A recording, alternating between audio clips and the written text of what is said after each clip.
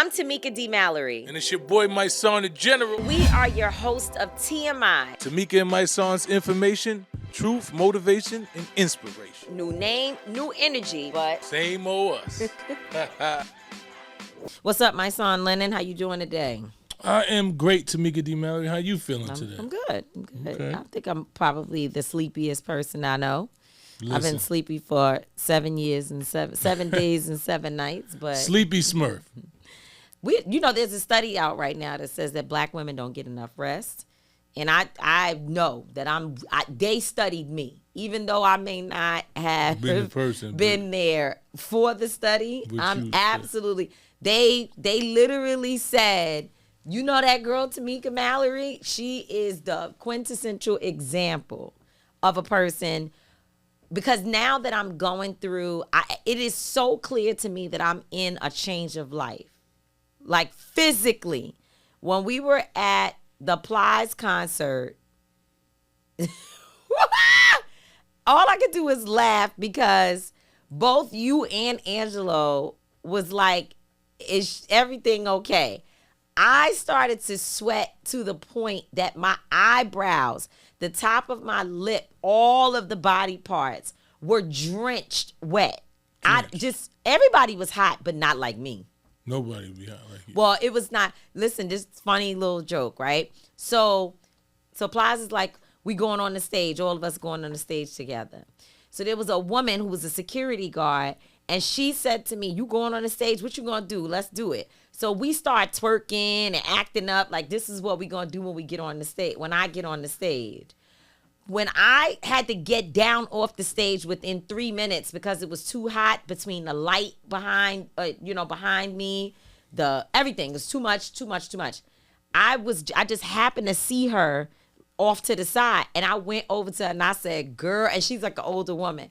I said, "Girl." All of that about what I was going to do. I said, honey, I had to come down off of there. I was sweating so bad. The lady fell down on the ground because you don't understand. No. So you don't. So with this change of life thing, the one thing I realized, it does not matter if I go to sleep late or early. I'm waking up 2.5 hours every single night, every 2.5 hours, every 2.5 hours, every 2.5 hours. I'm up. You can't get a full night's sleep. It's horrible. It is horrible. The sweats, the waking up, and you're wet from everything, your hair. You can't even have a good hairstyle. Yeah, it's a little crazy. Look at Janice. Janice, our producer, is over there like, girl, nobody understands. It's terrible. God bless you. And men just don't go through this. But y'all do go through something else, but we'll talk about that on another show. Menopause. Okay. Well, CBC was definitely... It's not called CBC. I wish people would stop saying that. Congressional Black Caucus. No, it is the CBC ALC. So it is not CBC because CBC is literally a group of people that are black legislators. So what is ALC? It's the annual legislative conference. Okay. That's really what it is. It's really the ALC by the CBC. Okay. Mm-hmm. So we were at the ALC by the CBC in D.C. And we was in D.C. at the ALC by the CBC, and we see a whole lot of people. And if Angela Rye was on, because she used to be executive director of the CBC, I think CBC, but she would say it's not even just the CBC, it's the CBCF, because the CBCF is the foundation. But I'm being sarcastic or whatever you want to call it, but I think it's important for people to be educated so they know exactly what these things are. Because I can see somebody saying, "Oh, y'all went to the conference and y'all talking about twerking. Like, what else did you do?" No, this is an actual legislative conference. Definitely a legislative conference. Shout out to Brother Ben Crump, who we've seen him on the panel. With Jasmine Crockett, Teslin Figaro, and others. Teslin Figaro. They had the black mayors were on the panel. We even had Black MAGA down there. The MAGA people was crazy. MAGA people is bugged out. They had about 4 MAGA people there that just was running around just mad. And I'm like, this ain't why you here. No, it's not why you're here. I would prefer to go with with Joy-Ann Reid's statement. Why are you mad? Every single thing y'all want. Exactly. Why everything are you you voted for, you got it. Exactly. So why are y'all coming to the place where you know nobody agrees with you to just sit around and be contrarian? It's just like, it's very weird. I would not go to the GOP place. I'm just not going because there's nothing there for me. It's like, okay, we don't think alike. It's cool. To agitate and to troll. But it's really stupid. And I'm just sitting there watching them moving around. They angry about everything. They arguing with people that like that's telling, and I'm like, why? Why are you taking this time out of your day? I know you probably don't live in DC. Like, did you come here just to be like, what? But you know what, my son, I'm going to say this, that it's concerning to me. It is extremely concerning to me that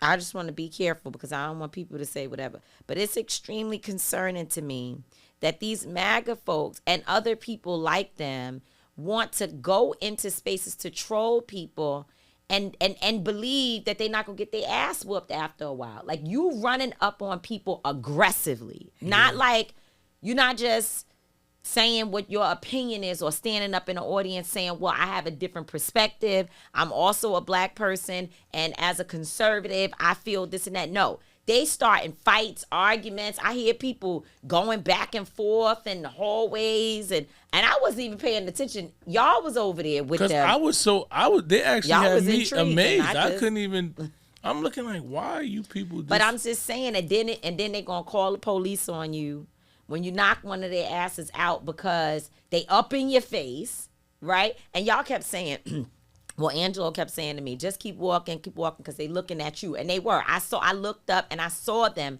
looking at me and like walking, not towards me, but just kind of like coming in a direction. And what they were waiting for was for me to catch eye contact with one of them so they could say, oh, yeah, you so-and-so. Because they know exactly who the key people are. They know what they're coming to do. I just went on about because I know God has not delivered me to the place. By the way, it's not even just being delivered to the place. People say stupid stuff to me all the time. I keep it moving. It's not that serious. But I really do have in my heart something that I got to work through. It's a knot in my chest about people that made this man president. For real, for real. So I don't even want to talk to you because we don't have anything. It's people that we were friends or at least very cordial with that's like, oh, can we talk? No, I have nothing. I don't want to learn. I don't want to understand your perspective because I see what's going on and it's nothing that you could tell me that makes sense for these people to be president. Yeah, sure. Are other people wrong? Did other people help to fund genocide? Did other people? Yes. Should they be challenged about it? Absolutely. Should they be reprimanded? Should they, Joe Biden, from as far as I'm concerned, he should have been got out of the race. Like, we're going to talk about something else later, but it's like a point when you just know Joe Biden. Ain't nobody finna vote for you with that nonsense. However, I do think that he's the only person that could have beat Donald Trump. That's my opinion. But just saying, it comes a point where, yes, we can say, you've done things that I can't support you, or it is up for a massive debate because I need you to see my perspective. But with those people, they are literally like the bane of my existence. Yeah, because they don't even have common sense. It's not. It's like I was watching. They do have common sense. I was watching a video, right, and they asked the lady. He was like, so how did you feel when Joe Biden said, just put some light into your system? If you put a light, ultralight, that is going to kill Biden COVID. Said that. No, that's what she said, right? So then the lady was like, I don't even understand. Why would anyone listen to Joe Biden? It's the stupidest thing I've ever heard. And he see, oh, my fault. Wrong question.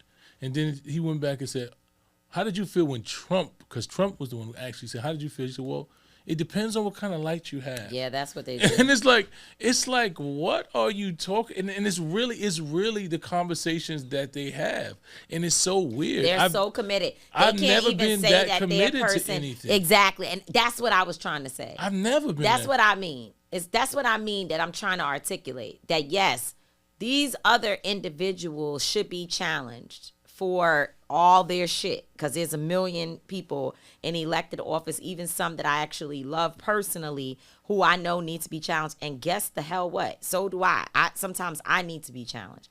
But when you cannot even say, listen, I'm not leaving your side. You still my homie. You still my dog. We still going to be whatever. But this what you did right here is wrong.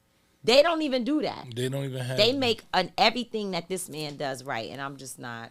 Yeah, it's unreal, man. You know, we just in a time that I think that is so telling. Like every day, shout out to Meek Mill. I was just at Reform's new office. Shout out to Meek. Shout out to our brother Jay Jordan, Jessica Jackson, and he was there. They just did a ribbon cutting for their new office, and first thing he said to me was like, "Yo, we in some serious times." Like that's like Jadakiss. He be like looking at me like it's something wrong here, right? Like, yeah, like you, yeah. He literally just was like they first they're gonna take the money and then the heathens going. I said, yeah.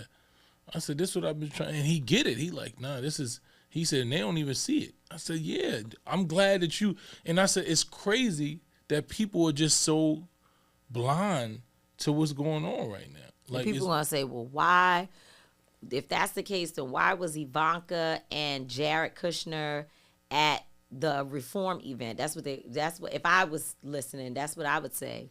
And I saw that commentary online. And I know that Jared Kushner and Ivanka have been not part of reform, but part of that whole criminal justice thing for a long time. It's nothing new. So people who got upset last week, because the reality of the situation is you can't do it without having you have to have bipartisan. In order to can't. pass laws in America, there has to be bipartisan. Well, it doesn't. That's not true. You have to have the majority of a particular party at the time. But the thing about these, and it's not so much just about laws. What they have been able to do through reforms work is to get people free. And they've been using, and I've said this to people because we know some of these folks. We know Topeka Sam. We know a number of people who were able to get pardoned. In order for them to get all these pardons done, they don't stop doing that work depending on who's president. So when Donald Trump was in office, obviously they lobbied for a number of individuals to be exonerated. I mean, not exonerated, to be pardoned. And so they do this whole bipartisan effort that no matter who. And I've said many times, because I've received phone calls from people like, yo, I put my name in, whether, when Trump was president before, and of course Biden, and they said, yo, I put my name in, I hope that if they give it to me, that it's not an issue for you, because they I don't mess with their values, quote unquote, but I'm not going to wait until we get Obama back from the dead. You know what I'm saying? 20,000 years from now, we want a President Obama type of person to come back and give me, a pardon.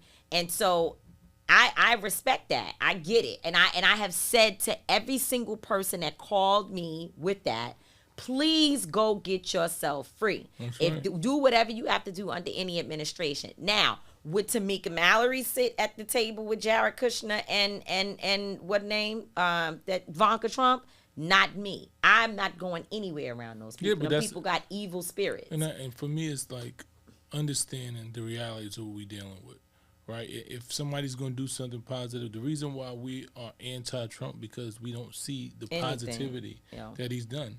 And that reform, they've done a lot of positive work. Like the woman who is the pardon czar is a black woman, and she was in prison, And there are people like that you have to allow them to do the work, because that work is necessary. Yeah, and reform is definitely a nonpartisan or bipartisan organization. And I want to sit here and be like everybody else, that F them, whatever, because I understand in order for us to get free, what do they say? You can't use the master's tools to dismantle the master's house, right? And so I want to be like that. But I also have to be sensitive to the fact that my life has not been impacted the way that these people's lives have been impacted. Yeah. I don't have You know, I have like a luxury Jamila, to be like, yo, I don't need that because you don't need it. Because you don't need it. If you sitting in jail with 30 or 40 years in and you got a life sentence and you trying to get a pardon, you don't give a damn who gives you that pardon. You ain't going to say, I ain't taking the Trump gave me. No. That's right. So that's just the reality. I think 1 or 2 people have said they don't want nothing from them. But that's not a norm. I don't have a record like Jamila T. Davis, who is still paying restitution, still dealing with. So if Trump said, I'm going to give Jamila a pardon, I would say, sis, I can't come to the event for your celebration until you get home. Going up there and get what you got to get. So, you know, there's that. And we always say, like, everything, it's a contradicting world that we live in, because I also know how to reconcile that. In order for reform to be as effective as it has been, they have had to work with people that I probably would never sit with, ever. They've had to do that. And I want to try to find a way to respect and understand that because I don't have a felony conviction. And remember, when we were hit with those felonies in Kentucky, I'm willing to stand on what I stand on, because Dr. King was a felon, right? So I'm willing to stand on what I stand on, but it definitely was like, damn, we didn't even hurt a person. Yeah. You know what I mean? And so imagine people who have that and they're trying to figure it out. They really are not about to sit here and argue with us about the politics of whatever, who giving them what. And it's the same thing with people getting food. If you feed them, they don't care if the food came from this administration or that administration. So to your point, do good. Do good. Do the right stuff. Do good no matter who you are, so that we can live in a society where I can go and maybe I disagree on some fundamental things with Ivanka and a Jared Kushner and these people, but we can still sit in the same place, which we do that sometimes with certain people. But these folk here, not me. Yeah, it's a little rough. Not a day. I can't do it. I respect those who still gonna get the job done, who gotta hold their nose and make it happen. But I can't do it. Yeah, it's not my thing either. It's not my bop, as the kids say. Yeah, no, because I'm gonna say, hey, I need to talk to you about something else. That's just me. But anyway, that brings me to my thought of the day today. Yes, we do have a thought of the day, although we have a special interview. We have a special interview that'll come up later in the episode, where we interviewed our brother Kamau Bell, and beautiful interview. It really was. It really was dope. Like he's a dope individual. Like I've always been a fan from afar, and just watching him, his intellect along with his humor, and it's just amazing. It's a dope dude. Yeah, it was a great interview. It is the CBC edition of the TMI show, and today we actually interviewed in studio a sister by the name of Sherelle Jones, who you all will hear from next week. Sherelle is 10 years clean after having been pretty rock bottom on drugs and alcohol and other things. She talks about addiction, talks about making that decision to get yourself together, and I think you all will enjoy that. So you come back next week and you will hear from Miss Sherelle Jones.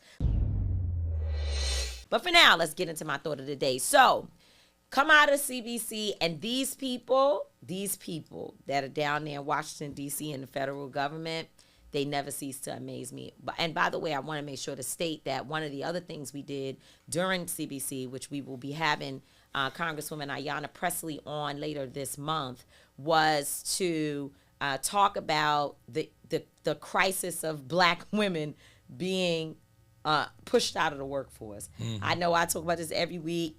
I know y'all tired of it. We also when we were down there, we talked about Black men being neck and neck with us in terms of the numbers, of how Black men have been impacted. Also, last week y'all heard us. Last week y'all heard us with the guests that we had on, who were specifically diving into the issue of veterans and Black women. So this is something we're going to stay on. Representative Ayanna Pressley has taken this issue straight. She is now calling on the Fed chair to investigate. And at this point, by the time you see this interview, there may have been some movement. But as of right now, there's not been anything done since she, for the last couple of weeks, was calling on the Fed chair to investigate this situation and look at how this unemployment crisis and the purge of the federal government is impacting black women. If you have 300, 400, 500, some different, economists say 1,000 white women pushed out of the workforce at one time, it would be a national crisis. It'd be on every news station. They would be being discriminated against. It would be white tears. It would be everything. And they would be right, because it is completely out of line to go and push a certain group of people out of the workforce and call them incompetent or unnecessary when these people have spent their lives working and building and doing things to be responsible citizens. And so I am working alongside Congresswoman Presley. We're going to do some more. We're going to bring her on the show to talk about where the Fed chair stands, because there is supposed to be maximum employment, especially in the federal government, for people who, for people who are employable. And it's unfortunate this is happening. So that's something else that we did. We had a press conference with Bishop Leah Daughtry, also Melanie Campbell. Who else was there? Brittany Packnett, Reverend Breonna Parker, and I'm sure I'm missing somebody else, who were down there to hold court and discuss this issue in D.C. So a lot happened, a lot of powerful content took place during the annual legislative conference for the Congressional Black Caucus Foundation. As I was saying, these folks, man, I tell you, every week they do something different. And this week, it was very disturbing to me listening to Pete Hegseth, who is now the Secretary of War. I mean, even the language that is being used, the fact that just 2 weeks ago, the president, or maybe it's been more than that, the president of the United States announced that instead of the Department of Defense, which means we obviously are defending ourselves. And to me, again, words are important, because defense means don't mess with us, we won't mess with you, right? But war means that at any moment, right, we can go picking on people, taking their resources, harming their communities and their, nations, and just being a bully around the world. And while we know we did that even under the word defense, when you start speaking certain things, more of it comes to you. So what do they say? The words you speak bring you the energy that you're looking for. So if you out there saying, I love myself, I love myself, I love myself, I'm beautiful, I whatever it is that I go through, God's got me, that is going to permeate. Like, it's going to be the thing that is motivational in your life. But if you walk around saying, look at me, I'm ugly, everything is terrible, my life is horrible, it's almost over, that's the energy. It's the energy, again, that you manifest. So when you say Department of War, you're putting certain energy out there into the world. And now he is the Secretary of War. I mean, why don't people get that? Why do people act? It's crazy. Like, why are we in a time when people just ignore the most obvious shit? Like, a man went from the Department of Defense, meaning that we peaceful people, we're going to defend ourselves, we're the best at defense. That's right.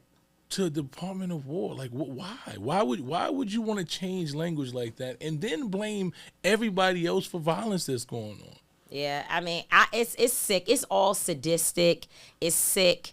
And, anyway, I have a real problem with people who voted for the man. So, anywho, so the Secretary of War, Pete Hegseth, who is definitely DEI, okay? He got DEI. These people are very good. He's what they call DEI. Yeah, of course. I'm just, I'm being funny. Obviously, I know that diversity, equity, and inclusion is necessary, and there's nothing about it that is bad. The way that they try to classify DEI, Pete Hegseth would be all that, because this man was a TV personality. Yes, he was in the Army at some point, or one of the armed forces, but he ain't that to be the Secretary of anything. But because this is somebody they like.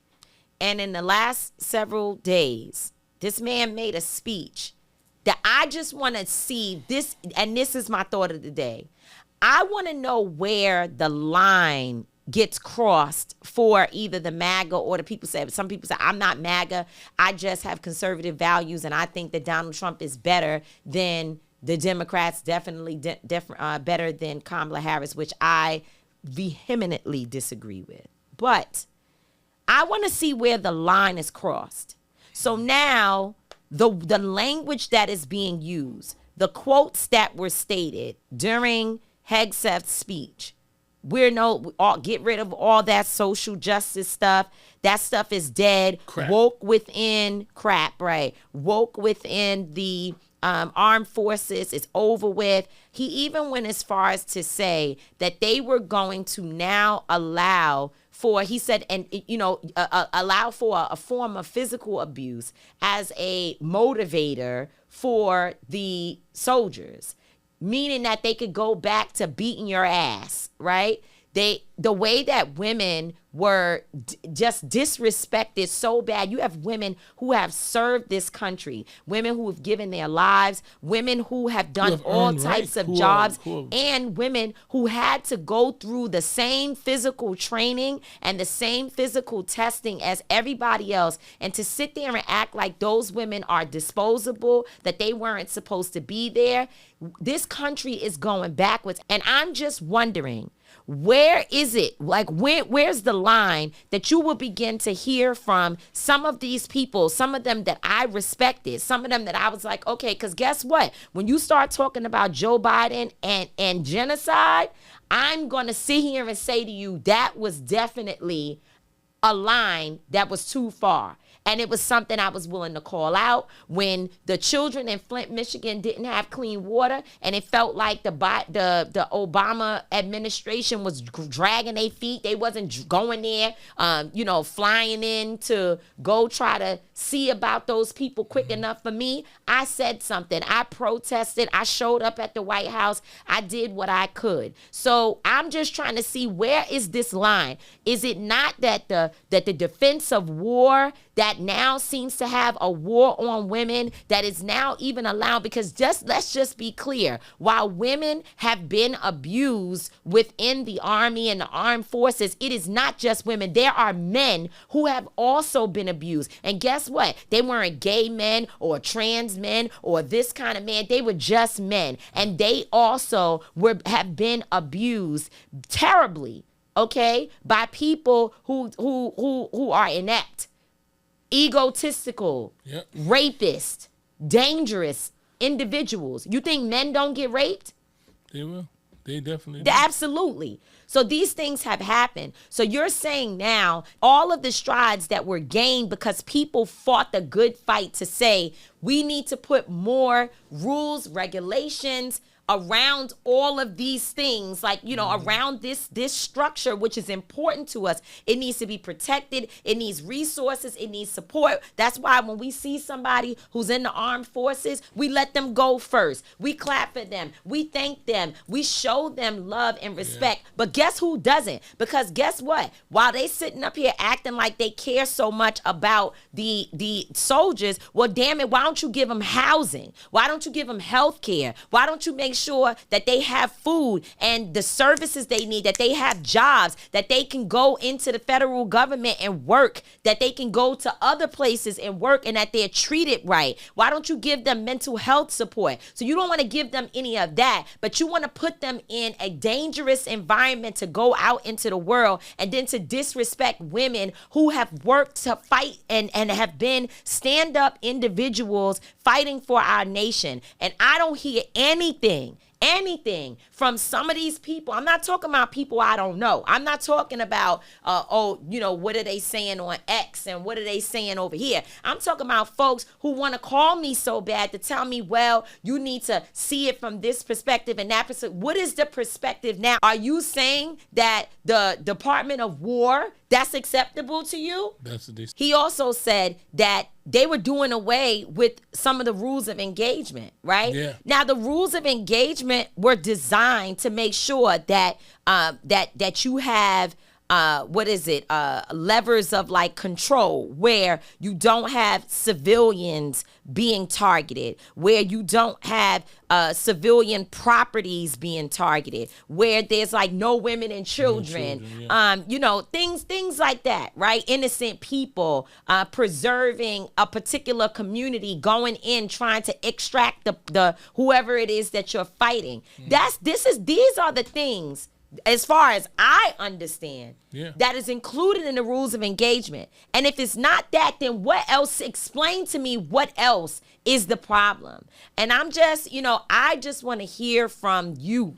You, the person who's either MAGA or a Trump supporter, do you not feel that this, what I am describing and what Pete Hegseth said, you don't feel like there's an issue? It's disheartening. To say you always say it's disheartening because it really is. It's like I'm watching this and it's like these people are crazy. Like I've literally watched probably like 3.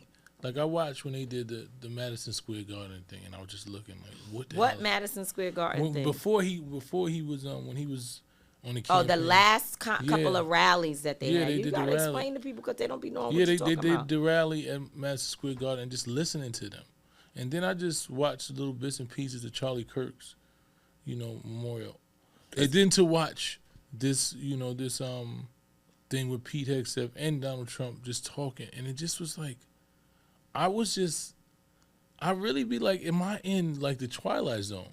Because like this shit can't be like real. Like it's no way that we have a president that is so far removed from common sense, that's so far removed from what this country even supposed to stand for. And people actually agree with the shit they saying. It's really scary to know that there are people who, at the drop of the dime, will pretty much kill you. What I'm trying to tell you is this.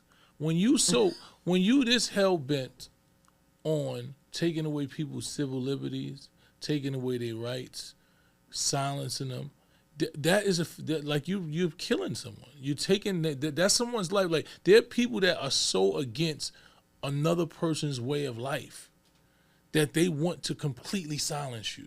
They don't want you here. They want laws to say that you don't exist. Like it's all type. This shit. The trans thing. This is what I'm trying to say. Like it's like even that's not my way of life. I don't understand it, but I don't want to see you just not exist. I don't understand what it would mean because me and you don't agree on a way of life or anything or mentality that I don't want you to exist, especially when it's not imposing upon my life. Like I don't understand the mentality because that's what it is. It's like they don't want. It's not so much that they don't want something for them, right? They're not fighting for rights for them. I want this. I want to be able to do this. I want to be able to do. They're fighting against someone else's rights. Like that's crazy to me that you have your own existence, you have your own circle, you have your own tribe, you have everything of your own, and your whole life is to fight against the rights and the freedom of someone else. Oh, that's why the question remains: what are the MAGA people so mad about? It's just because really doesn't make sense to me. It's but a what weird they're doing with this Department of War, right? And I just want to tie this together real quick so we can move on. What they are doing with this Department of War is precisely why there are folks out here fighting against these cop cities being built in different cities across the country. So you as a black mayor who, for whatever reason, have been, softened or just agree with that there should be a cop city in your community, don't understand that you are playing into their plan. You are literally helping to complete the Project 2025. Like you yourself as a black mayor that supports a cop city project, you are helping these people fulfill their mission that is going to oppress and put our communities in danger. You are allowing the IDF, which is the Israel Defense Forces, to come into our communities. If you can't see that, if you could stand up and say, oh, what they're doing is wrong, we're not going to let them bring troops into our community while you build a cop city. Oh, what they're doing is wrong because they're cutting SNAP benefits while you build a cop city.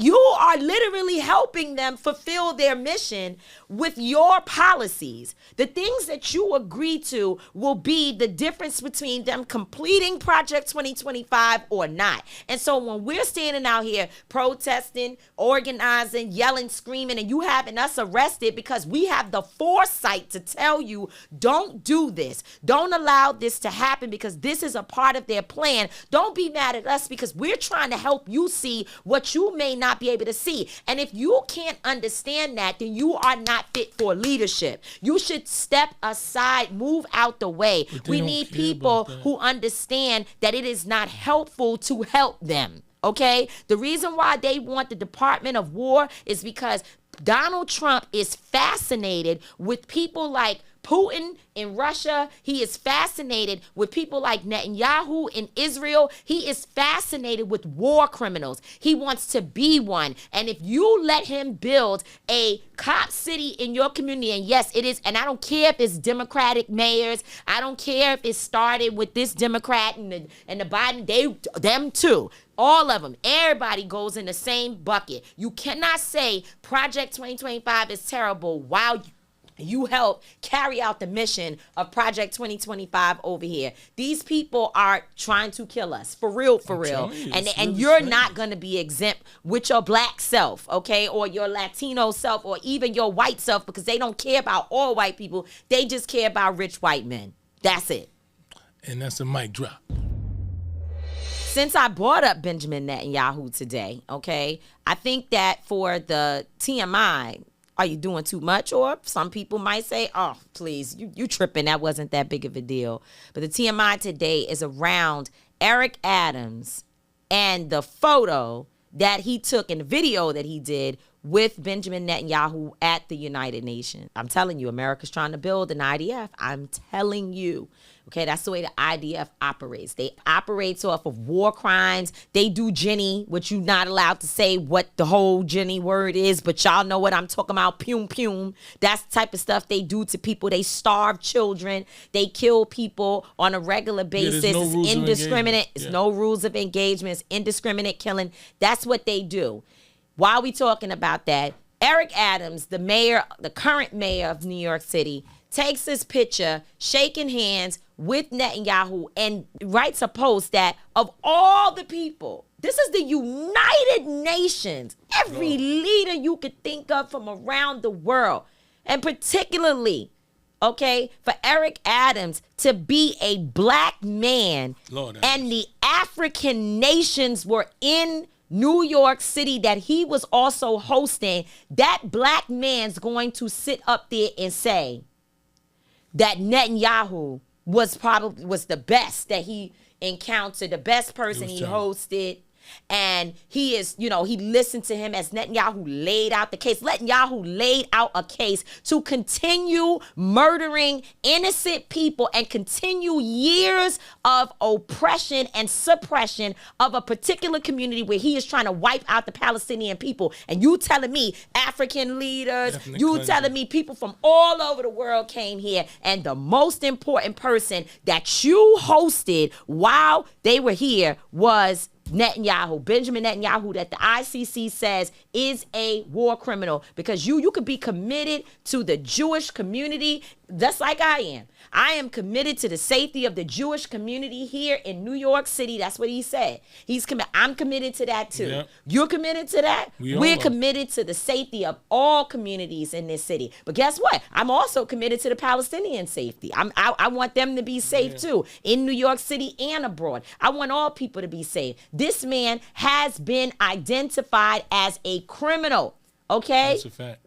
As a criminal, and you standing up there with him, shaking his hand and declaring that he was the most important person, the best person that you hosted for the entire time, that every leader from around the world was here in this city. I think he knew at that point. He had to know. It was just too. It was he knew it was over. Yeah, that was the straw that broke the camel's Talking about the campaign finance board, which, by the way, he's raised a shit ton of money. But the campaign finance board and the attacks in the media. No, sir. It's not the attacks in the media. Maybe you have been attacked. Maybe you have been attacked. But no, sir, that is not the case. You be doing too much. And this dying need for Netanyahu's love and support for you. It's crazy. And this idea that being the top black Zionist in the world, it's not just you, it's Cory Booker, it's Cory Booker, it's Hakeem Jeffries, and we cannot just keep on not saying it.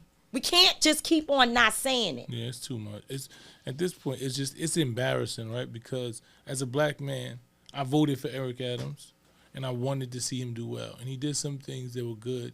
But then, when you watch a man that's that compromised and that willing to turn a blind eye to what's going on, and constantly making excuses and justifications for it, I did an interview with him on Nori's podcast, Drink Champs, and when we talked about it, he was so adamant about just, oh, you don't know what's going on, and they did this, and Israel has a right to defend itself, and all this stuff. And I was like, well, defending itself and slaughtering innocent civilians is not the same thing. Oh, do you know this? And he was so hell bent that I just pretty much left it, and I realized where you at. But seeing that picture, almost a year later, after we know what's going on, after he's been pretty much labeled a war criminal, to where everyone is saying that all the nations are turning like everyone against him. Yeah, and it's just like knowing that,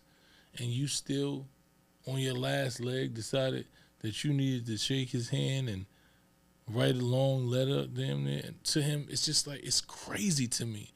And it's like, it's so many of us who have made conscious decisions, and I say us as black people, who have made conscious decisions to turn blind eyes to the truth, to just to sleep with the devil, like to really just not even care.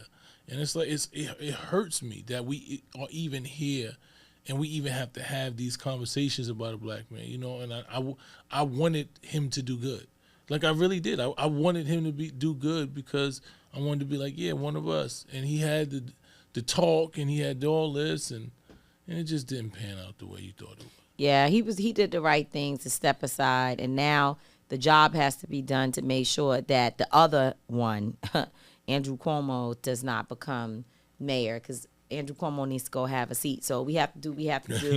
Everybody needs to be out here organizing. And for me, I'm trying to vote on the first day of early voting. I ask you all to join me in doing that. Anybody that's down to put a march, rally, whatever together on our way to the polls, we should do that so we can wrap this thing up and move forward. And to the extent that we have to, we got to be all up on Mondani's case as well, to let him know that you don't just skate in and you're not just celebrity Mondani that everybody just loves so much. No, you got some work you have to do too.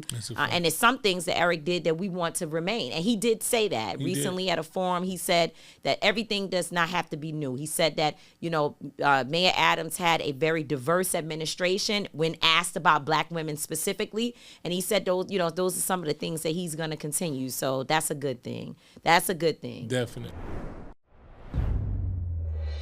What's going on, family? I am so excited that I have been at one of the blackest conferences in the world this week at the Congressional Black Caucus annual legislative conference. Now, I stopped coming to this conference for many years because, I protest everything all the time. And I stopped coming for a while because I felt like the last time that I was here, maybe 5 years ago, I just wasn't feeling it. I felt like folks were shucking and jiving a little bit, and I just was like, this is not the space for me. And this year, of course, with Congresswoman Yvette Clarke being the chair of the CBC, the one who is now leading the efforts of the CBC, and I know her, been knowing Yvette since I was a young girl, and she is a radical black leader, a woman who is very deeply rooted in her African roots. You got to know her mama, a Brooklyn mama, to understand her. And I said, let me come back. Also, Black folks need to be everywhere Black folks are in this moment. And I said, let me come and be here also to bring my book and to do all of that. And I can tell you all who are watching that it has been an incredible experience the last few days to see a diverse group of Black folks here in the place where policy for Black people at least should be the rubber that meets the road. And the conversations, the panels, the movement, the resource center, all of this has been very, very powerful. And so I'm glad I'm here. I'm glad I'm back. Sometimes you got to take a little break for a minute and circle back to your roots, because I've been coming to this conference for over 20 years. And today we get the honor of having with us on the TMI show our dear brother, Kamau Bell. Yes. Thank you. His comedy and activism is just amazing. Yes. I remember one day I was just turning the TV and just saw him on it, and I was like, yo, this guy is amazing. Like, it's so raw and real, and it's hilarious. So, I've been a fan for years, so to actually get the opportunity to interview you and just share space with you. I was at a panel that you did yesterday, and just listening to you talk along with our brother, Pastor Mike McBride, and just listening to you guys talk, it was just excellent synergy. Is the energy that you have is the same that I get when I watch you on TV, and it's rare. A lot of times you meet people and you go, oh, that's not the same person. But this man is exactly who he is. So we're honored to be here interviewing you. Absolutely. And you are more than just an activist and a comedian. You're also a writer. You're a dad. I'm a dad. You are a family man. And as I can see from the people who are, coming up to you and talking to you, there's some celebrity, but there's also like community person. Like, people believe that you are one with them. And I know I feel that way. I appreciate that. So I feel like I'm everybody's cousin who made it. I'm not, That's right. I don't get treated like celebrity, which is fine. I like it that way. People feel like they know me. And like you said, I don't have enough talent to fake it. So this is who I am. Whatever got me on TV is who I was in real life. So yeah, I don't have, and it's an honor to sit here with both of you. I've followed your work, obviously. It's the first time we've actually met, and I appreciate that. And so I'm in awe of both of you. Oh, thank you. And often was like, those two would never talk to me because they're super real, and I'm just out here half real. So I appreciate it. You're definitely amazing. So so you went to college. Give us like your trajectory. Yeah. I mean, so I grew up around the country. I was born in California. But really, my dad has lived in Alabama my whole life, so I spent a lot of time in Alabama, Mobile, Alabama. Yeah. My mom, we moved around a lot. I grew up with my mom. I said we moved because she was a Black woman with an opinion, so we had to move a lot. So she was in Indianapolis, where she was born and raised. They were in Boston, and I finally went to high school in Chicago. Went to college in Philadelphia, University of Pennsylvania, for about a year and a half, and then dropped out, and then just started doing stand-up comedy.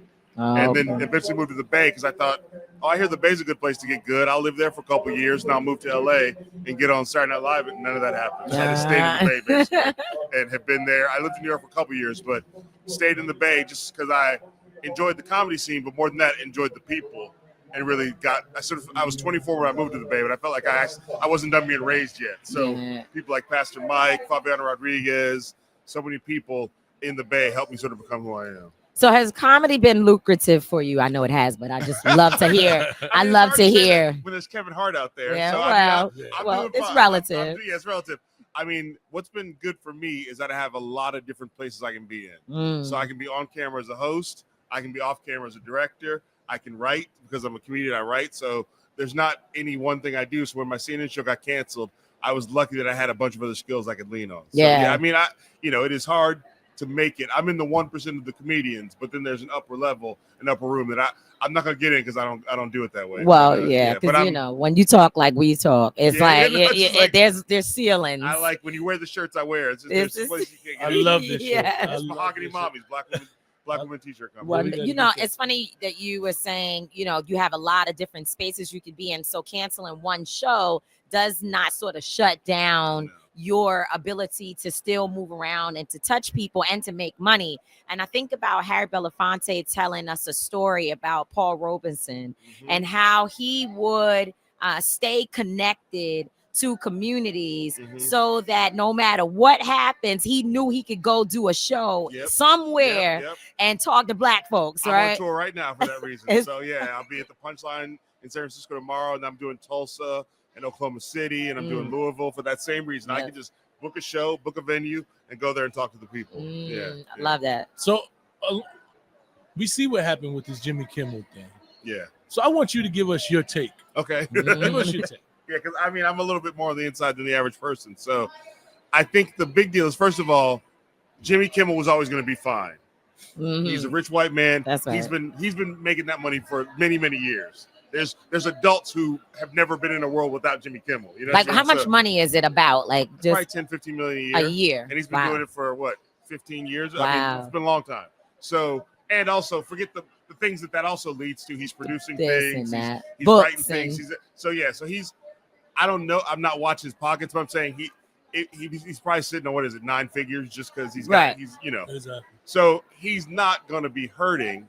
But the point is, this is the point I tried to make. Look, in the short time Trump's been back in office, he's taken out like 300,000 black women have been unemployed. That's right. He's got ICE in every city. He's rounding up Latinos, whether you're documented or undocumented. Right. He's attacking the schools. So many more things. But now if he's saying, if we're not afraid of the rich white guys, we're not afraid of none of y'all. And so I think the Jimmy Kimmel, it's funny, and I've said this and I've been criticized for it, but what I mean is, like, nobody thought that the rich white guys would be the canary in the coal mine. Wow. But that would be the thing. But that made regular mainstream Americans be like, wait, they can go after Kimmel? People who aren't thinking about the job numbers or thinking about ICE or thinking about, it made regular Americans be like, not Jimmy Kimmel. You know what I mean? Right. Even people who don't watch Jimmy Kimmel. Exactly. Right. You know, like I talked to some black women. They're like, I never watched him before, but I watched his first episode back. So his ratings went up because of this. My point is, he's going to be fine. But now that we've saved him, let's get to the rest of us. Let's not forget that, like, that should just be a calling. That should be a wake-up call. Right. But that's not the call. That's right. Maybe Jimmy Kimmel, I think I saw his first monologue back. I thought he did a good job of, like, still making fun of Trump and not looking like he's backing off. But is he going to be a warrior and a fighter? I don't know. Probably not. But maybe we'll see. Right. But we all learned the thing that scared Disney was our grandmothers and our aunties turning off Disney Plus. That's right. And turning off Hulu. And, that's right. Hulu's almost a black channel. You know what I mean? So, like, that's what scared them. So it's like the Target thing. We have to know what our power is. And unfortunately, in America, holding up capital is one way that American democracy understands your power. Absolutely. It's funny you're saying that, as we were just hearing from right outside of this studio, Randy Weingarten, the president of the American Federation of Teachers, and she has joined recently, along with the Chicago Teachers Union, the Target boycott, because I think we all understand that is the one place, that's our commonality, right? Yes. And it's the one thing we know we can impact. Any system cannot stand without consumers and people who are holding it up using our economic power. And so it's funny, to me, it's like we might disagree on a whole bunch of things, but we all agree that my dollar, though, that, like, this is my hard-earned dollar. I ain't gonna just be putting my hard-earned money anywhere, so. And maybe it's better to, we go to Target and Walmart because it's more affordable, because they're not paying their people. Right. So maybe it's like, okay, I'm gonna spend a little bit more for this in the bodega in my neighborhood. Absolutely. The hardware store. The hardware store. And I'm spending a little more money, but that person owns a business. Absolutely. And that money stays in the community longer. Absolutely. I have now become a great lover of the hardware store. I never, because that's just not my thing. Like it's always been my dad, my guy friend to go to the hardware store. It's not a thing for me. But now the local hardware store, I know where it is. I found the one that is owned by people who look like me. And I go in, and they got a lot of stuff, because they also have like a corner with maxi pads and like they got some other little items on the side. So, and they'll tell you how to use it. Oh yeah, maybe not a maxi pad, but they'll tell you how to use it. You should know when you get to the hardware store how to use the maxi pad. But that's all. Like, you can ask them, like, this is my problem. Yeah, what do I do? This and that is absolutely. Yeah. So let's talk about Karen Attiah at the Washington Post, because the one thing that, now not at the Washington Post, hopefully her lawsuit, I hope she has a lawsuit. I think she's going to walk out of that office like Jimmy Kimmel walked out of his lawyer's office. I hope so. Right. So let's talk about the disparities in how those two situations went, right? Jimmy Kimmel, everybody saw it. Folks said, hell no, shut it down. Yeah. Karen, while there was some support, Sure. it was mainly Black social media that came together to support the sister. And so what do you feel like? Is that something that you think makes other artists, entertainers, influencers, and celebrities, Black folks feel like, let me stay away because they're not gonna back me up the same way that they would a Jimmy Kimmel? I mean, we still live in America. You know, we still, and let's be clear, the fight to save Jimmy Kimmel is really to remind us how important the First Amendment is. It shouldn't be thought of as a fight to save a rich white man. That's right. This is the thing that I hope we take out of this is that, okay, we can do this on more than one occasion. We don't need to wait for someone who feels safe or someone that we can all rally behind. We need to be doing this in our neighborhoods and for our people. That's right. I think the Washington Post thing is it's also about the difference between being at the Washington Post, which is a newspaper, which is an institution that most people aren't paying attention to anyway, and being on late night television. Right. And the way you get to late night television is you're a white guy. So just the chances when you think about like the history of late night television, and I was a person who was in late night TV for a second, it is overwhelmingly a white male institution. That's right. Whereas the history of newspapers, it's easier for a Black woman to get a voice in a newspaper than to get in late night TV. Absolutely. So I think it's also just the nature of those institutions. What I have been happy to see with Karen is that there would have been a time where she would have been fired and nobody would have cared or nobody would have paid attention. But luckily now we live at a time, and I'm on Substack, where she can immediately go to Substack and put out her story and have people go subscribe to her and pay her for her work directly in a way that they couldn't do before. That 20 years ago, you just got laid off. Yeah. What is Substack? So Substack is, it's a good question. I'm trying to bring Substack to the Black folks. Yeah, tell me about it. So Substack it's a newsletter community, but really it's become it's a content creator community. Okay. The difference between Substack and Instagram is on Instagram, I follow you, and if you get enough followers, enough clicks, Instagram may cut you a check. On Substack, I can follow you and be like, you know what, I'm gonna pay my son $5 a month for his content, so I can directly put money in your pocket in a way that I can't on Instagram or Twitter. And right now, because of Karen, a lot of Black creators and Ava DuVernay's on Substack, it's also becoming a place for grown-up online conversation. Wow, okay. Because less trolls? Way less trolls. Oh, okay. And so if you two went on there, you would instantly get thousands of followers. If you just, whatever content you put in other places, you put it up there. And it's a way to sort of like, you may have less followers there than you have on Instagram, but they will be more engaged. Wow, okay. And they will pay. And now it's independently owned. It hasn't been sold to any billionaires yet. It is not perfect. There's Nazis on there too, but it is easier to go, I'm going to just wall off the Nazis. Whereas on the internet, it's on Instagram and social media, you can't. Whereas with Substack, you'd be like, for example, my Substack, you can only comment on my posts if you're paying me. Oh. Wow. I need to go find out how to work Substack. Like if you want to talk to me, that's fine, but I need $5. You know what I mean? And if you don't want to talk to me, you can talk about me over there, but I'm not going to hear about it as much. So it is not perfect. There's definitely Nazis on Substack, but people sometimes say, "Why are you on Substack? There's Nazis." I'm like, I'm in America where there's Nazis. Oh my! Tell me where I go to escape the Nazis in America. Yeah. So it is an online community for creators. Like I said, it's got a lot of people of all levels on there, and you don't have to do anything new. Like I write every week. So like the article I wrote recently that just came out yesterday was, now that we saved Jimmy Kimmel, let's save the rest of us. I wrote one a couple weeks ago about Mark Zuckerberg. I said Mark Zuckerberg's neighbors hate him more than you do, because you know about the Mark Zuckerberg thing. No. He lives in a kind of a regular neighborhood in Palo Alto, and he's bought up 11 houses around his house. Oh man! So he's basically taken a neighborhood that was a nice neighborhood and turned it into his compound. And so now people live in that neighborhood who can't park on their street because he's having a Facebook event. Wow! So I was like, his neighbors hate him more than the rest of us do.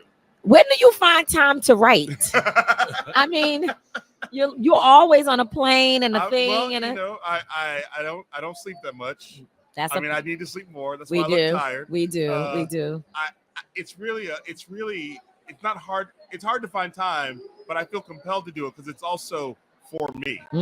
Okay, that's how I feel about writing. Yeah, that's and I also, because I'm a stand-up comedian, I'm used to writing quickly and topically. It's like when this Jimmy Kimmel story breaks, my brain just starts working, and the writing's really, let me just get this out of my head. Get it out. Okay, that's how I am. So it's a way to I'm not. These aren't things that will stand the test of time, but they will help. They keep me informed. They force me, because when I'm looking about Jimmy Kimmel, I suddenly start thinking about other things like, well, where does that phrase "canary in a coal mine" come from? So I Google that. I find a video, I put it in Substack.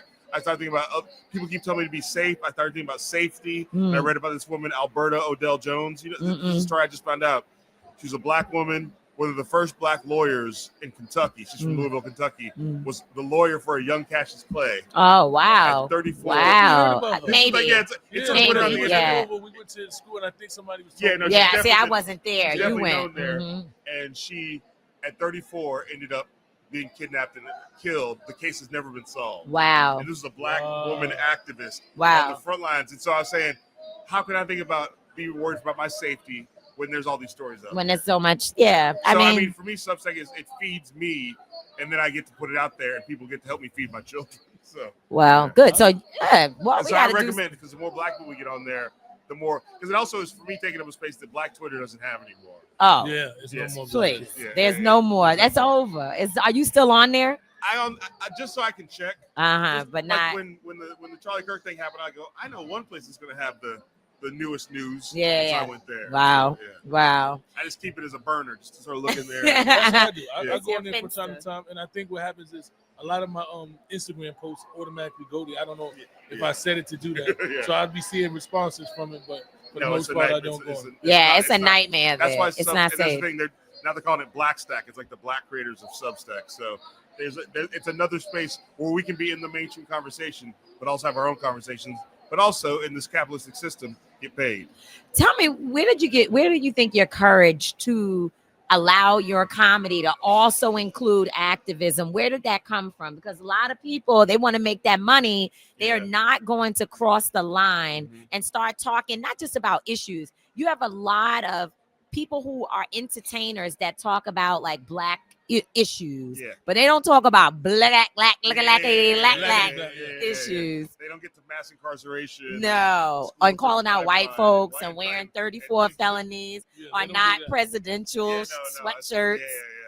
It's funny. So two things. One, living in the Bay, I was surrounded by actual activists. So anytime I was like, am I going too far? I'm watching people I know block the Golden Gate Bridge or block the Bay Bridge. Like, nah. I'm not gonna how am I going to be like, I don't know if this is too far to wear this shirt. Yeah. But I got like Cat Brooks. Cat Brooks. And the Police Terror Project out there on the Bay Bridge, stopping traffic. How can I be like? I think being in the Bay, I got to see what real, being friends with Erica Huggins, Black Panther, having her tell me. I had told her a story one time about my kid having a problem at school, and she pulled me aside. If your child needs me to show up, I will show up. And you just feel like when I'm surrounded by all this actual activism and love and realness, what am I doing if I'm afraid to post something on Instagram? Yeah. And another thing I say is anytime I get afraid to do something, the ghost of Harriet Tubman shows up like, what are you afraid of? Are you afraid of, you're afraid of people canceling you? So I really do keep a lot of perspective, and I know that this is how my mom raised me. Wow. Not that sometimes she was like, you don't have to do all this, but I'm like, you did it. You did it. I think of it as like the black baton. Like every generation of black folks, we have to pass the baton down to the next generation, and the goal is that the baton is lighter. And that has been true, I would say, through every generation. The moment from enslavement throughout, we got a little bit more. I think we're in danger of having the first generation where I give it to my 3 daughters. I'm like, I'm sorry it's so heavy. So I think that's what keeps me with my 3 daughters at home. I live with my 88-year-old mom and my 3 daughters. And between all of them, and my wife is there too. But I just sort of feel like I have to do this because my mom did it. And as an example to these 3 girls. So, I mean, I wish I didn't care so much. We say that all the time. I wish I wasn't so sensitive. I just walk away. Sometimes I'm like, let me get one of those jobs, like the good jobs, pay me a nice amount of money, let me travel around. Let me get a toothpaste commercial. Let me get a Doritos. Let me just go to sleep. I just want to rest. And not know that all this stuff is happening. I look at you all, and so I feel like y'all are doing more than me, so I can't complain about what I'm doing. We're all doing in our different respective areas. What you do is so important, and we just want to say that we appreciate what you do. It's invigorating just to watch somebody who has the level of consciousness that you have, the level of funniness that you have, with the level of just accountability to black people. And that's, you don't really find that. A lot of people who have the level of intelligence, they scared. You know what I'm saying? Well, you know what happens? Because if you start to get into those rooms where those white people are, it's not that you aren't black anymore, and I'm not trying to talk about you particularly. but you start to have more in common economically with them, and you start to be around them more than you're around the people from wherever. Yeah. And you start to think, well, I can't say this about Israel because these people around me don't say that, and I got a thing we're working on in the future. Absolutely. Whereas Absolutely. I live in Oakland.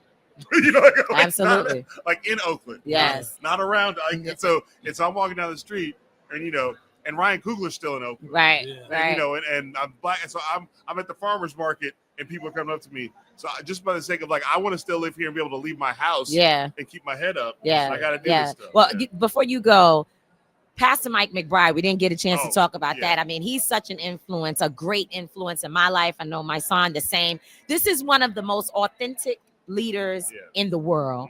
Pastor McBride is so real, and he feels so much, so deeply for the community and for his people. Like he is ready to go to war about his people, and not afraid. And we love him so much and try to protect him all that we can. Talk about his influence in your life as a closing piece here. What does he mean to you? It is his birthday as well. That's it. Yeah, his birthday. No, it's in the next couple of days. So when I moved back to the Bay, I was in New York for 2 years working on a TV show called Totally Biased. As soon as the show got canceled, we moved back. So we moved back to the Bay. My wife was pregnant, and had started a podcast called Politically Reactive. And so at one point during Ferguson, I was like, "Is there somebody I can talk to?" I was in one of those. You were probably in this group, activist email chat group, probably. And I was like, "Is there somebody here who can talk about Ferguson?" And I think Rosa Clemente was like Pastor Mike, and so he just showed up at this podcast recording. He didn't ask what, who, when, why. Who are you? He just showed up, and from that point forward, I was like this. And he lived in the Bay, his church was on the corner of my house. I have been as tied to him as I can be since then. That's right. And I feel like it's the least I can do. If he wants to collaborative post me in the thing for Live Free that is calling the Gaza, the Israel's war Gaza genocide, and I'm like, all right, I'm in. You know what I mean? And sometimes I was like, man, you got me in a lot of trouble. He's like, and then one time he posted something and didn't collaborate. I was like, no, I need it. It's the least I can do. So he is my moral compass. He's my friend. He's my ride along, and he is. And I feel like all I can do is hope my light is bright enough that it makes your work easier and makes your load. He loves you. He loves you. He's why I'm here right now. That's right. He's like, I need you to come to CBC. Yeah. I was like, well, I don't know. It's between. I got a couple things. I need. Okay. And that's plus, right. my wife knows him too. I was like, Pastor Mike. She's like, all right. That's my one friend. She's not worried about. She's home with the three girls doing what we do as Black women with our husbands and our partners out there. She's not a Black woman. Oh, she's not a Black woman. Okay. I didn't want the internet to get mad at me for not saying. Well, but guess what? She can come to the cookout. No, she can come to the cookout. She definitely does know how to be at the cookout. But That's all right. Mama is home taking care of business. But thank you so much, Kamau Bell, for being with us today on the TMI show. We appreciate you. We love you. We pray the blood of Jesus over your life, that you be safe everywhere you go. That's right. What size you need? Large. Okay. You ready to get him one, I'm ready, so he can wear it and get me in trouble. Pastor Mike's got your information, right? I'll make sure I give you my information before I leave. Please, All right, thank you. Appreciate you. Thank you. Look, we still have a few minutes to talk. Yes, we got about 5 minutes. We still have a few minutes to talk about what has been happening. So what's been the highlight of your experience here at the Congressional Black Caucus ALC, which is the annual legislative conference? So this is not just any old conference. This is where policy meets the people. Yeah. This is where the congressional members are coming, the Black congressional members are coming to tell the community what they're working on, and also to hear feedback from the community so that they can really just imagine what policy is needed and how we come together to fight for real change. I think for me, just the whole energy here, right? Like when you walked in here, I felt like this a couple of times. I don't even want to talk about the last time because it pissed me off when I think about it. But I felt like this a couple of times to where I'm watching Black people, and even though there's an urgency, there's still this level of togetherness here, right? And I think a lot of people, the conversations that we're having is people know that there's an urgency, right? So there are rooms where those urgency conversations are happening, but there's also Black unity, there's Black love, there's Black joy. It's a culmination of all of those things. So it's so many different things. Just watching how, you are selling your books here at your booth, and watching people come there and just acknowledge the work that you've done and what you've meant to this movement. Yeah. Just seeing people come and purchase that book, and just seeing our brother, we just seen our brother Ben Crump come here. Like, we seeing so many different people. You know, Congresswoman Yvette Clarke, just her energy. We what love she her. did is just energy. I watched her change her outfits 5 times yesterday. But she's talking powerful with them changed outfits. But she was fly, and she was talking powerful. Yeah. You know, and so when you see a woman like that you know is 10 toes down for our people in that position, you know that we're moving in the right direction. And she also, you know, I have to give a major, not so much shout out because she only did what she was supposed to do, but in a time where courage cannot be found everywhere as it should be, we have to acknowledge that she was able to hold her caucus together for the most part. There were only 4 Black Congress people who voted or to pass the resolution to honor someone whose name I will not even say on this show. But in the name of political violence, they have allowed violence against in the name of challenging political violence, which should be done. They have allowed violence against Black people and Black women to be buried in this new resolution. And she was able to hold her caucus together again, primarily to get folks to vote no, not present, which means that they get to kind of play the game that, well, I'm here, but I have some issues. No, these Black folks said no, they rejected it. I have no idea why Hakeem Jeffries and Congressman Greg Meeks would dare. The other 2, I don't really know them that well, but I have no idea why 2 people from New York, one from Queens, one from Brooklyn, would dare to sign a resolution to put their name on a historic document that will go until the end of time, celebrating a man who was disrespectful and, in fact, as I said, in my judgment, violent towards our community with his words. I think that a resolution on political violence, ending political violence, absolutely needs to happen. It needs to be called out. It needs to be challenged. We know political violence is a danger to all of us, even those of us who are sitting here right now. Exactly. So that should have happened. But to exalt this man and to have Black folks sign on that, to me, it is a disrespect. It's a slap in the face, and I can't wait to bump into one of them in the halls, which I probably won't, to ask the question: how could you ever do that? It hurt me. It hurt me. Yeah, it hurt me. I'm not so surprised anymore. Like, I've been hurt so many times by people, and it's sad because we're losing the energy of our youth. Our youth are looking and saying that you people are not courageous. So I don't know how you look in your own child's face after you made a resolution like that. I don't know how you look into your wife's face. I don't understand how you do that and not feel like a coward. But that's just me, you know. And we don't understand that because we don't come from that cloth, like I tell you the other day. But you know what? Neither do they. So Hakeem Jeffries, Congressman Jeffries, does not come from that cloth. His family is a family that study Pan-Africanism. They teach it. And I don't know where that came from. And also the same with Congressman Greg Meeks. And so I don't accept that. And I try my best not to be out here caught in the division of our people, because I know how hard it is to hold the line on behalf of Black folks. But it has to be said that what took place in terms of that resolution is the biggest disrespect to our people. And I cannot be me and be committed to our people and not speak on that. So thank y'all so much for coming to the TMI show. Kamau Bell. Peace. I hope you guys enjoyed that Kamau Bell interview, because we love him. He's an amazing, amazing guy. Yeah, it's really not much you could say. He just has the it factor. Mm-hmm. You know, he has it. I appreciate that, brother.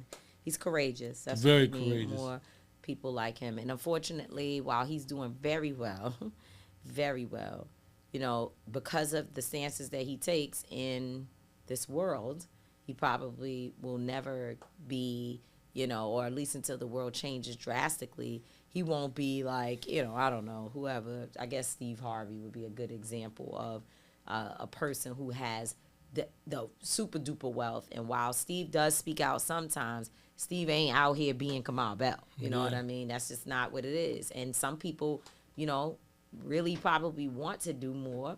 Maybe Steve does. I don't know. We didn't have that conversation, but I'm just saying. But they don't feel they can because they know that targeting is no joke. You know, it's serious. So for him to be the type of person that stands on his political business, and that takes the time to even care enough to research the issues and know what he's talking about. And we got to get on Stacked. We need to get on Stacked. Substack. That's we got to get on. I don't want another thing. No, we got to because we need to be on. I'm gonna have to give something up. And people got to pay to come there. No, you don't. Shit, I bet you I'm not. Listen, I'm coming to Substack. Well, I want to see how it works out for you. Let me know when you get your first check. That brings me to my I don't get it for today. What you don't get, sir? I've been just studying mass shootings because, you know, there's been so many mass shootings. There's been mass killings. The people walked into the church, drove into the church, killed people there. There's been, you know, even on the day that Charlie Kirk was assassinated, there was a mass shooting. And I looked it up, and they said there's been over about 350-something mass shootings this year. And this year is not even over. Mm-hmm. So that means it's not one every day. It's more than one every day. Yeah. And that's just malls, like it's unreal. Events. Like it's just and our communities. Some of that is being counted as well. Yeah, it is. But it's just overwhelming. And I'm saying to myself, what I don't get is if we know that there are guns being used to kill people at this rate, why aren't we legislating guns? Why aren't they putting trackers on guns? There's so many ways to be able to stop these things from happening, and I just don't understand why they are so resistant. Well, like what is the thing that guns are doing that have you saying, okay, you know what? We can't legislate them. We can't put restrictions. They're going to say they have that. They're going to say they have it. They don't. And it's not strong enough. Absolutely. But that's what they're going to say. Oh, no, we do have that. They don't. Like, every day, like, there are gun laws. Like, you should walk have. into Walmart. Like, you should. There's no way that someone's mental health should not be evaluated before they're sold assault rifles. Mm-hmm. Like, there's no way that you're telling me that your common sense that says, okay, this is a bunch of people just getting killed randomly, and these guns ending up in the hands of people that definitely are not mentally strong enough or capable to have guns. So what we should be doing moving forward is, as we make guns, there should be trackers on guns, right? As we make guns, people that are able to get these certain guns have to go through mental evaluation. They have to be qualified. Like, anybody should not be able to get any gun. It just doesn't make sense to me. And I just keep trying to figure out why. Like, what is America so scared of that they don't want to have comprehensive, safe gun laws?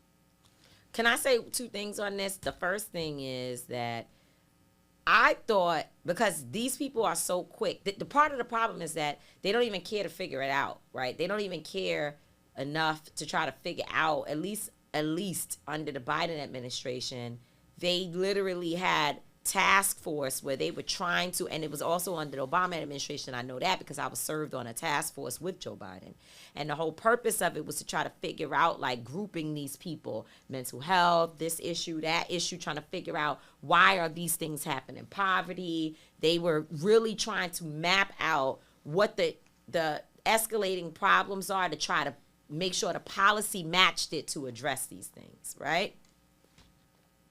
Now, this administration, all they want to do is call every single shooting, mass shooting, political violence, because they don't really care what the issues are.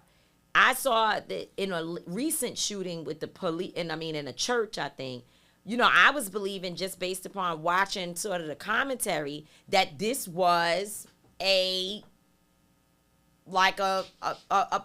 person who was politically motivated on one side or the other. Come to find out, the person was over there mad about a relationship with somebody. They got, it was like some personal relationship problems. But you didn't even hear that because the first thing that they try to do is jump to whatever they think fits their political narratives.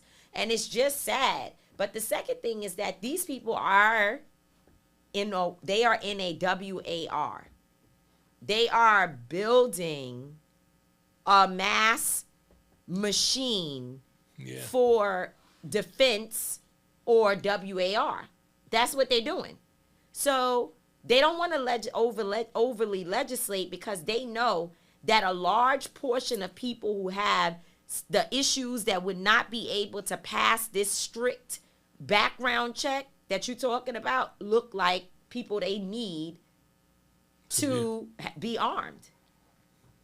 The NRA, they want them to be comfortable, to be armed. And that's why you have a lot of black people who are like, yeah, let me go get me a weapon because I need to be in a position to respond, you know what I'm saying, to whatever may come my way. I'm not a person that doesn't believe that people should have guns. That's not me. I know that folks don't like that. In the movement, I've had people be very upset with me and say, no, we don't need guns. We need to ban all weapons except for law enforcement and some other, special services. I'm not one of those people. I don't believe that we should. I'm with, what's her name, Kamala Harris. If you come to my house, you're going to find out something. So I'm with that too, but I just feel like there can be ways that we could just save lives. They know it is, but I hope that you're not asking this question because you really don't know. I hope it's rhetorical that you understand. I don't know. Listen, I know, but I don't understand the minds. It's like everything. It's like when you watch evil move.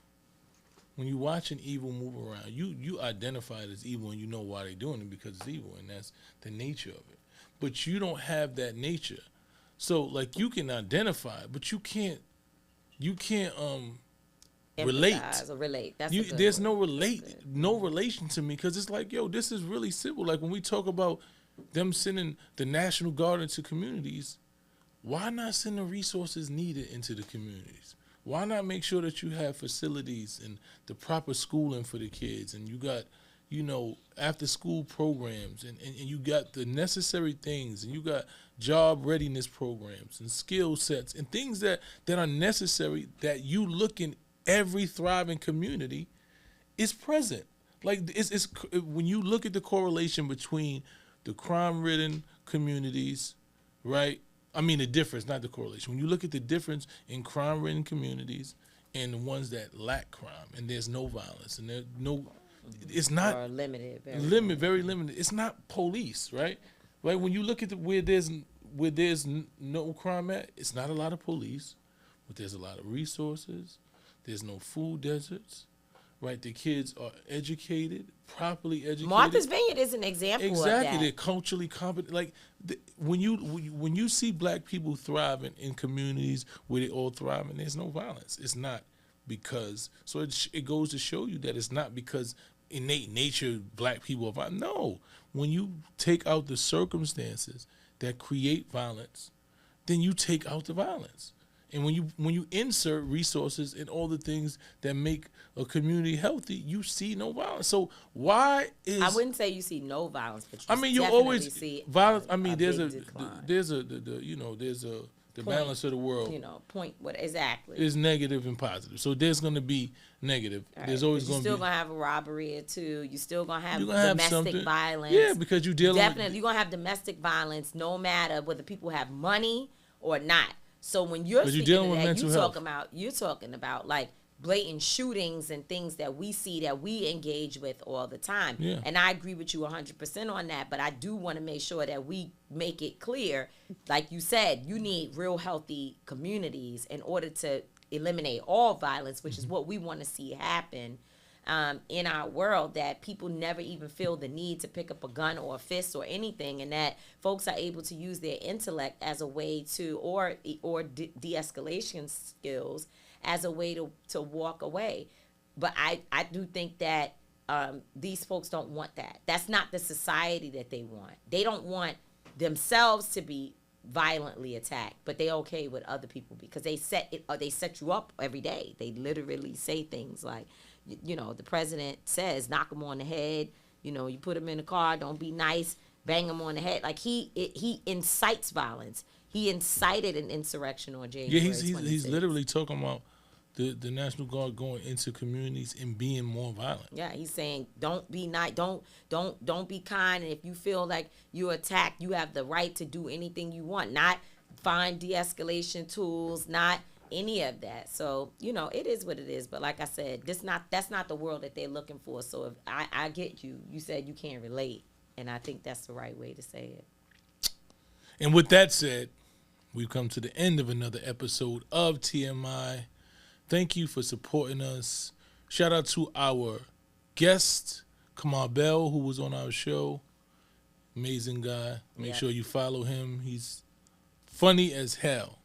Follow us on Instagram at TMI_show. Follow us on YouTube at TMI Show PC. I'm not going to always be right. Tamika D. Mallory is not going to always be wrong, but we will both always, and I mean always, be authentic. Peace. Salute. That's how we own it.